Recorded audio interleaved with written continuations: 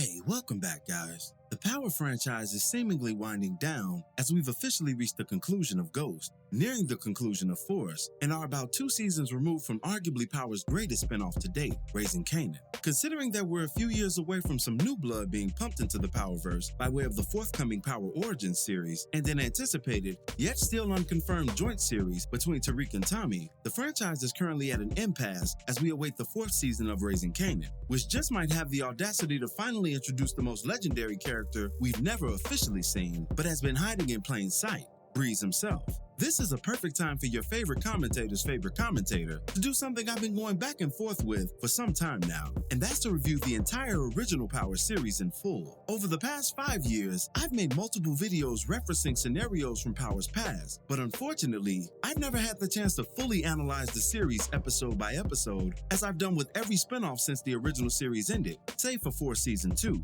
At the time that the original series was airing, I was like many of you, a fan of the show, but not a content creator. That latter portion of my development didn't arise until nearly the end of Power's final season, when Tariq finally did something so egregious that I just couldn't keep my thoughts to myself. The world needed to hear of my disgust for Ghost's evil seed, and thankfully, many of you continue to explore this universe with me to this very day. This is my contribution to that core group, those who can't get enough of this incredible franchise and who, like myself, are still enamored with the journey of the legendary Ghost Man.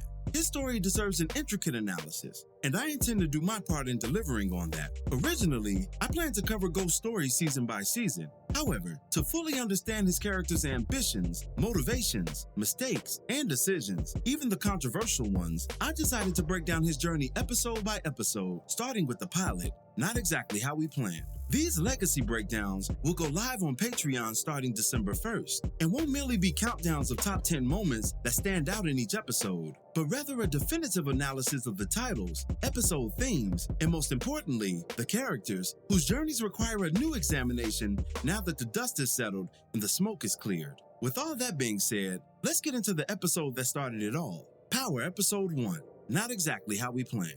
Power's debut episode had all the trimmings of a classic. Engaging characters, a layered premise, and a multi-dimensional protagonist that desired a freedom he could never fully attain. We're introduced to James Ghost St. Patrick, a successful nightclub owner with his eyes on building his own nightlife empire in honor of his father, who we learn through narrative flashbacks owned a club of his own, albeit far less lucrative. However, James's legitimate endeavors were made possible by his illegitimate hustle as Ghost, a seasoned drug dealer who had just been promoted to New York distributor for Felipe Lobos, a maniacal drug kingpin who serves as the primary subject of early Power season's drug investigations. Ghost walked a fine line between being a gangster and a gentleman, and that series-long tightrope defined his struggle with his own humanity. We get a first-hand depiction of that struggle from Ghost's very first conflict with Maria Suarez and Miguel Alvarez. Brought to the underground basement of his club by Tommy, his right-hand man, Ghost is forced to handle street business on the opening night of his front business. Discovering that his drug enterprise had been sabotaged, resulting in a major financial loss, James jumped into the mode of his alter ego, Ghost, as quickly as Bruce Wayne transitioned into Batman upon Gotham's need.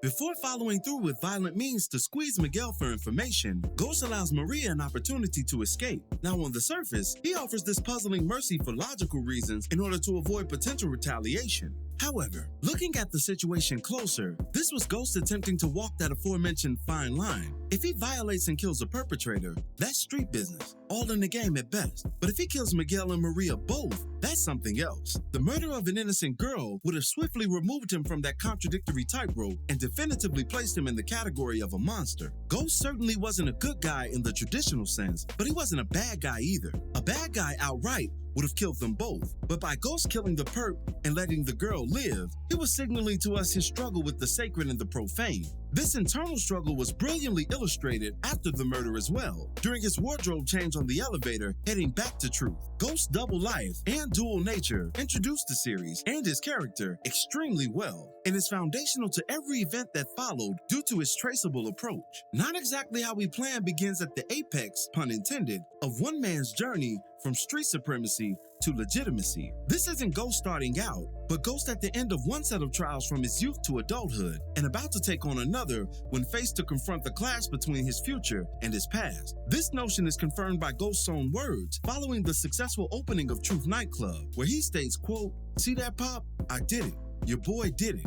There's an aura of completion and a job well done when reflecting on his latest triumph. That reflection is accompanied by his best friend and extended brother, Tommy, who reflects on more off-screen street stories of the past that the forthcoming Power Origins series will likely fulfill. This is one aspect of Ghost's past that's presented before us. However, another version of that past appears in the form of Angela Valdez, who's at the center of this crime drama and the very essence of his premise. In fact, the quote, "not exactly how we planned," is Ghost's confirmation to Angie that although they both made it out of tough environments, they did so separate from one another, not together. Getting out of the hood together and becoming successful was the quote-unquote plan. Thus, only half the plan took place, and fate ensured that the other half remained a mystery. So this debut episode is the start of Ghost uncovering that mystery against the wishes of fate, and every unfortunate event that took place afterwards was fate's way of punishing the Ghost Man for playing in her undefeated face. What made Ghost Ghost, as I've stated in other videos, was the fact that he had to control the options, another tendency that subverts fate. The original Power series, or OG Power as we affectionately call it, is a story about fate's revenge on her disobedient children, those who were tortured by two very dangerous words: what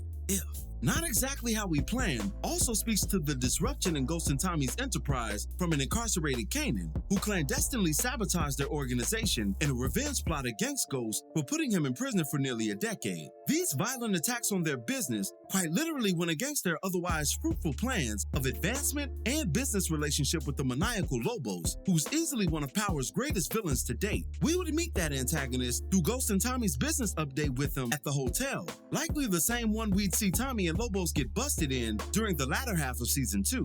They're forced to bring the Kingpin the unfortunate news about the hits, but this meeting further highlighted Ghost's legitimate ambitions that we received a glimpse of through his endeavors at Truth. Lobos, unknowingly of course, described a future that Ghost desired, an existence where he could pursue the pleasures of his heart while simultaneously being shielded from danger and securing a passive fortune by allowing his subordinates to take all of the daily risks that accompany drug distribution. It's the same outcome that his son would later successfully achieve, ironically, by elevating himself to the top of the game. In fact, Tariq's present circumstances align perfectly with the dream Lobos details in the pilot, a future where you do business maybe 2 or 3 days out of a year as a clandestine leader of your own cartel/drug enterprise. However, in the same exchange where Lobos paints this unrealized paradise, he also threatens Ghost ever so subtly that unless he gains control over those costly hits on his business, then he'll have outlived his usefulness to the Mexican drug lord. These musings remained in the back of Ghost's mind, and in many ways, he agreed with them, save for the cartel portion, of course. Ghost was beginning to have reservations about being in the game at Power's very inception. This isn't Ghost at the beginning of his hustle journey just because this is the beginning of the series, but a tired, apprehensive version of a hustler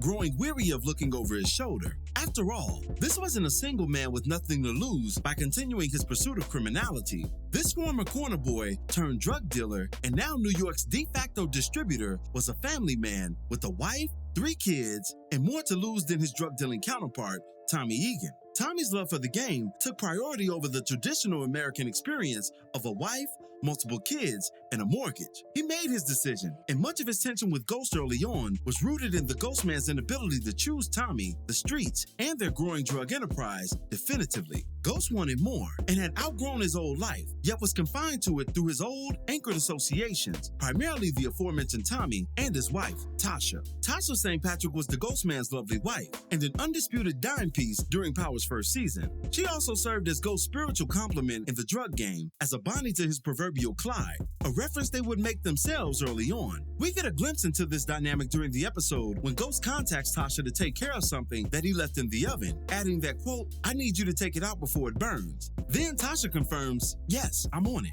This brief exchange represented the best aspect of their relationship in a nutshell. When Ghost needed something done, Tasha was more than eager, willing, and capable to fulfill his desire. This quality is what drew Ghost to his wife, and her execution in times of need made her a joyous asset to her husband. The aforementioned represents the sunshine, but as we know, there were plenty of storms on the horizon for the St. Patricks, and the clouds of these storms began forming in the pilot.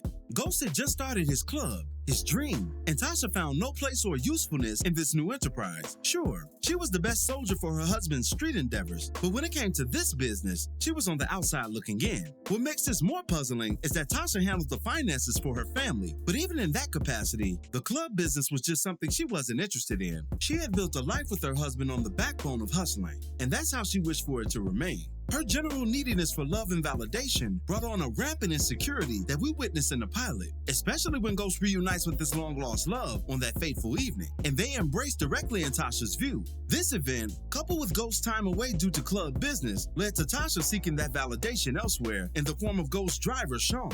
In one of Power's most controversial scenes of the first episode, a scene that many hold Tasha accountable for in the debate about who cheated first, Tasha initiated a seductive manipulation that would eventually manifest into an all-out affair in the season to come. Having just witnessed her husband reconvene with an old friend, and salty over her husband's general neglect and commentary about her choice of dress, Tasha stormed out of truth into the car and hit the monkey play button for Sean to see and fantasize over. This was a dangerous game to engage in, but it gave her the temporary dopamine release she was looking for in more ways than one. Not exactly how we planned also introduces a colorful band of characters who rightfully set the foundation for Power's origin, many of whom wouldn't survive the deadly universe. For the St. Patrick family, we get quick glimpses at Raina, Yaz, Big Mama, and Tariq, who's so small here that you'd never consider that he'd one day lead a series all his own, no less in his father's name. As far as Ghost Network, there's Julio, Ghost's most loyal soldier next to Tommy, Anibal, leader of the Hermanos Taínos, Ruiz, head of the Soldado Nation, and Rolla, leader of the RSKs, who's arguably my favorite character of the first season, and also its most tragic one. Their entire drug network is thoroughly vetted and interrogated about the hits and their potential culprit, but to no avail.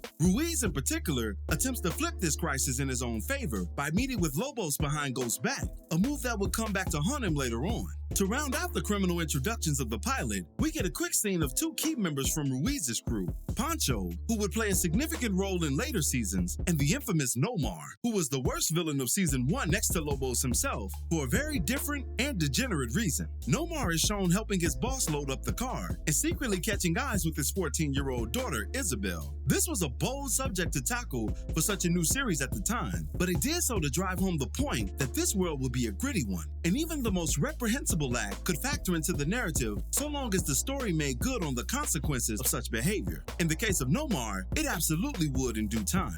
Finally, we're introduced not only to Angela Valdez as a pending love interest to the Ghost Man, but also her new task force assigned with hunting him down, ironically. Let's start with Greg Knox. The pilot depicts Greg as Angela's overzealous sneaky link who committed a major violation to her privacy by letting himself into her apartment while she was getting ready. He tried to cover his simpish tracks by feigning concern for his muse, but this was just one of many breadcrumbs that will lead to the eventual end of his career at Angela's hands. And upon rewatching the series in full, it's a great Easter egg placed well by the writers. We also meet Cooper Sachs, who plays his role as the resident a-hole and thorn in Angela's side as well as any. Sachs will be one of the few characters who'd prove bulletproof for the entirety of OG Power, and most of his spiritual successor, Power Book 2 Ghost. His role early on, save for Angie's workplace op, was much smaller than it later grew to be. Additionally, there's Frankie, the chief of the criminal division and Angela's direct superior. She was the leader of the task force during this first wave, while also serving as a glimpse into the future